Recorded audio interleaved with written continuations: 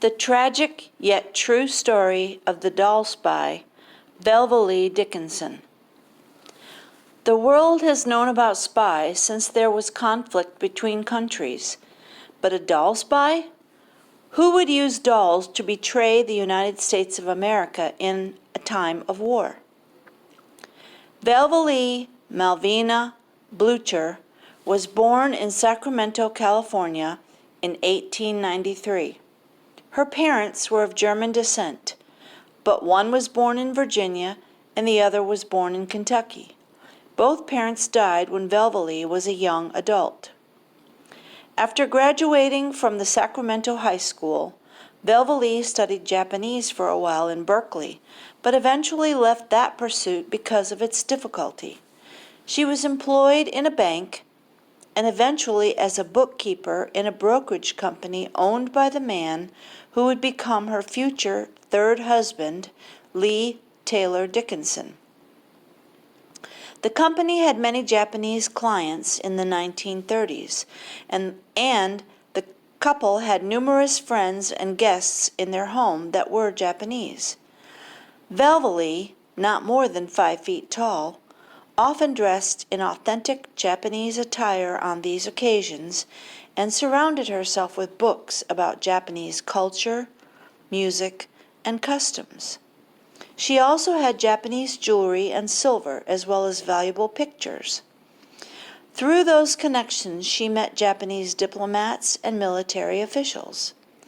She was a confirmed fan of Japanese culture. The only flamboyant streak in her life was her conspicuous habit of attending social functions at the Japanese consulate in San Francisco and New York, clad in traditional Japanese attire. She had apparently found an entree into Japanese-American social circles through the many Japanese farmers in California who were customers of the brokerage business, and soon she was entertaining consulate officials in her home as well.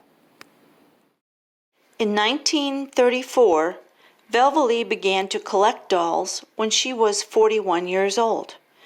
It started when a friend gave her a pair of native dolls from a trip to the Philippines, and then other friends began giving dolls to her, and her interest in doll collecting grew. In 1937, she and her husband borrowed $100 and moved to New York City, where Velvalee worked as a clerk at Bloomingdale's. This is around the same time that Mary E. Lewis, a dedicated doll collector, author, and lecturer from Brooklyn, was sharing her passion for dolls to like-minded people and formed the National Doll and Toy Collectors Club, which was the precursor to the United Federation of Doll Clubs. As a matter of fact, Velvalee was a member of that association for a while, but more about that later.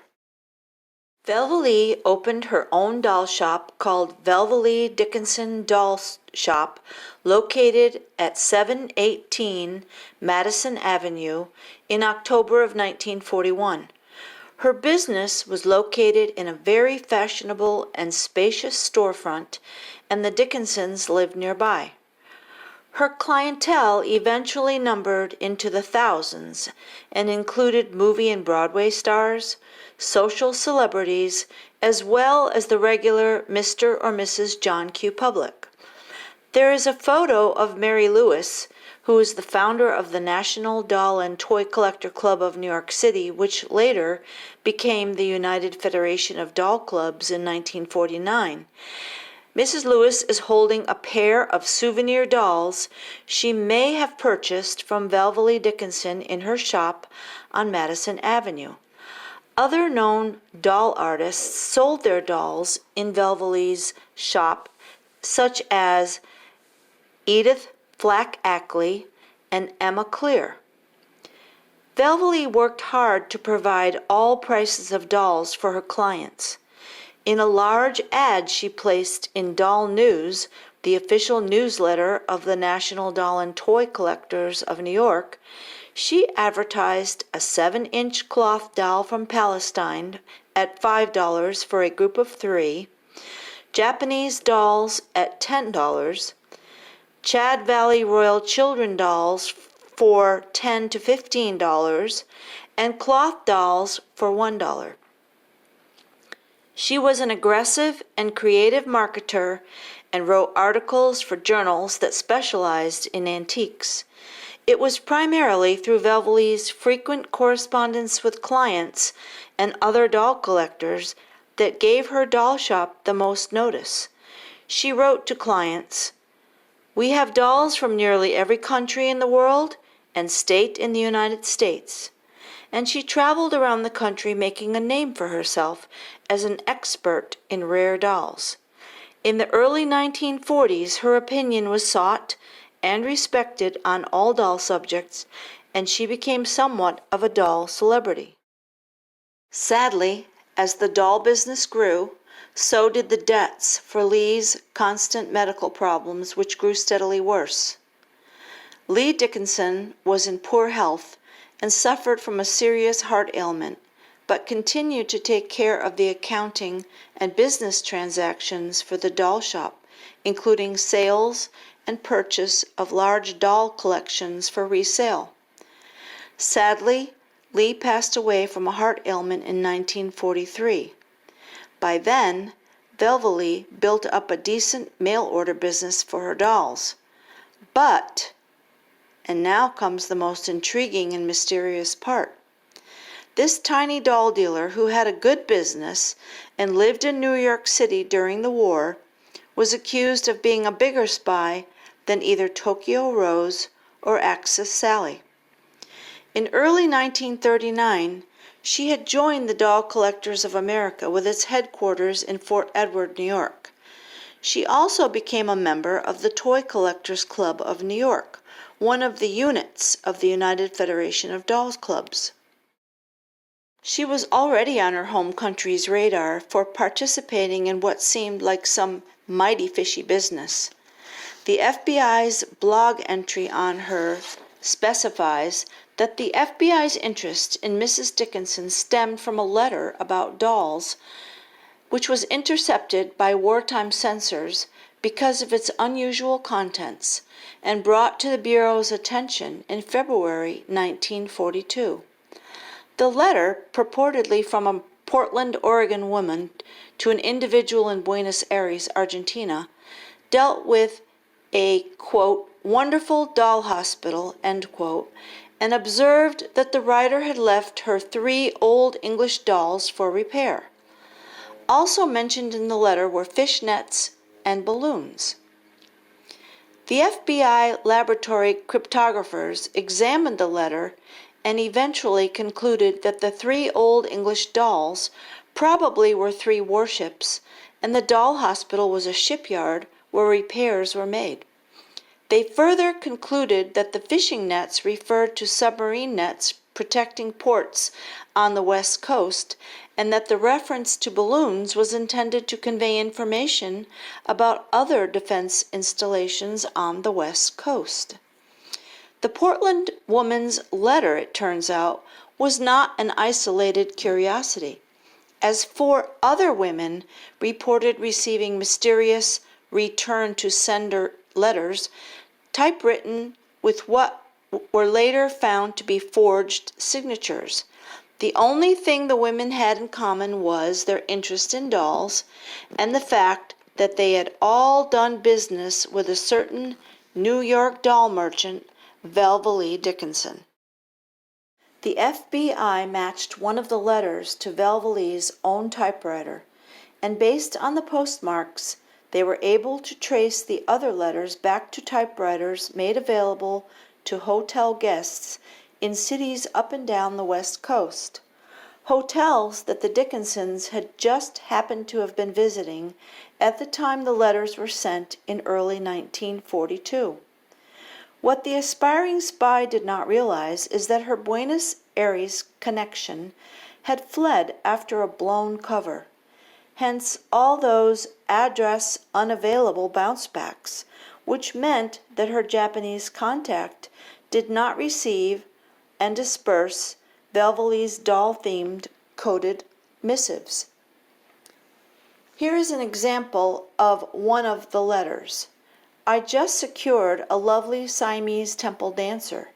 It had been damaged, that is tore in the middle, but is now repaired, read one. Another told of receiving an old German bisque doll dressed in a hula grass skirt.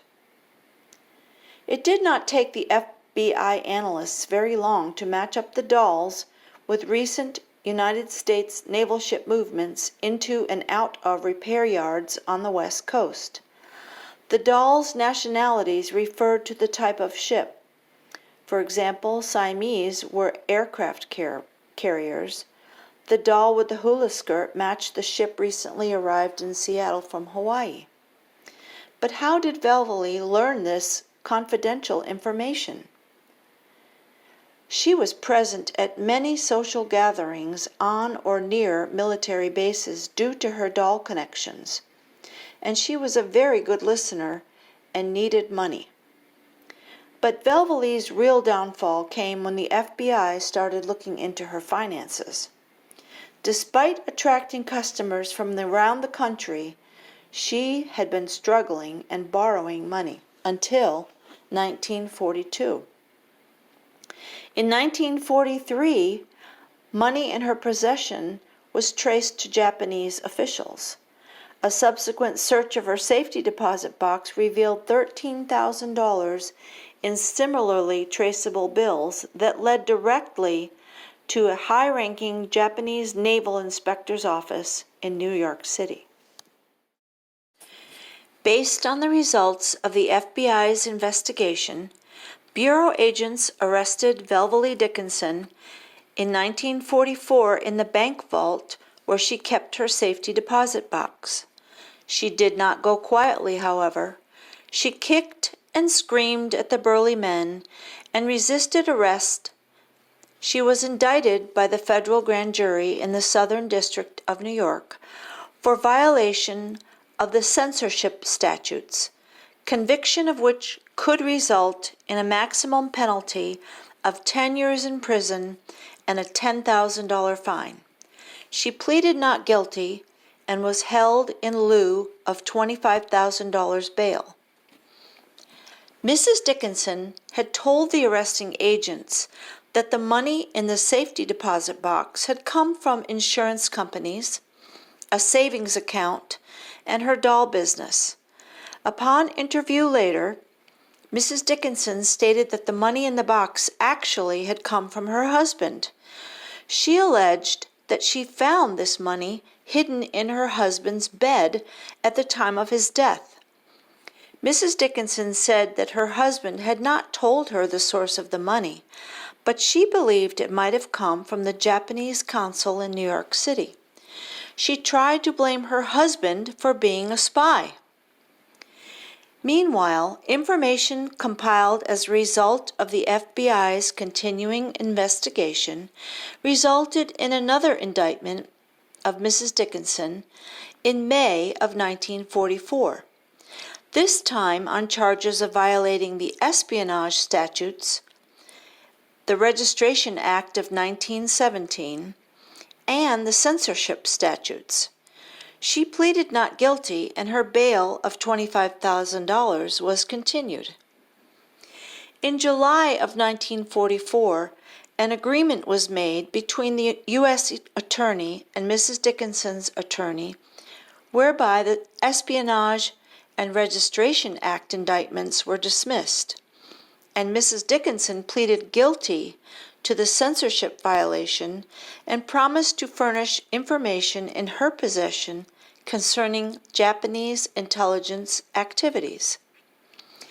Following her guilty plea, Mrs. Dickinson admitted to FBI agents that she had typed and prepared the 5 letters addressed to the individual in Argentina, and that she had used correspondence received by her from her customers to forge their signatures.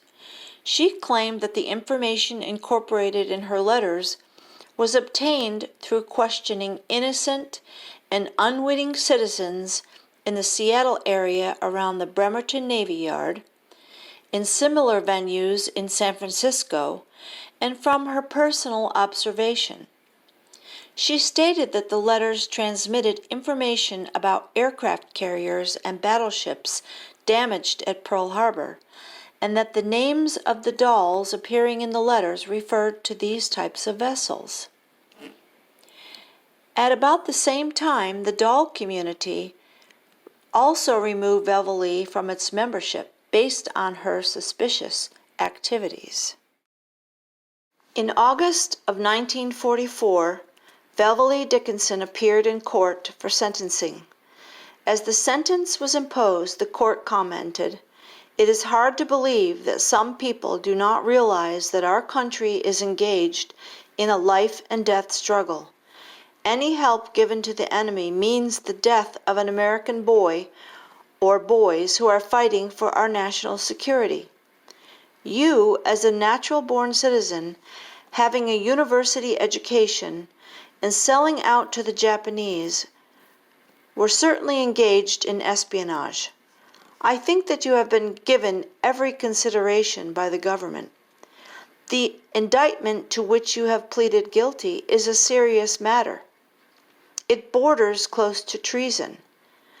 I therefore sentence you to the maximum penalty provided by the law, which is 10 years and $10,000 fine." It is noted here that she was not tried or convicted of espionage. Still maintaining her innocence and contending that her deceased husband, and not she, was traitor to her country, Velvalee Dickinson was removed to the Federal Correctional Institution for Women in Alderson, West Virginia. She was conditionally released on April 23, 1951, to the supervision of the federal court system. Here is another mystery. What happened to Velvalee's dolls and her shop while she was in jail? Perhaps she needed to pay fines and taxes and sold the dolls, or perhaps she owed so much money to lawyers and to the government that the dolls were garnished for money owed. Perhaps Velvalee's brother was able to sell them.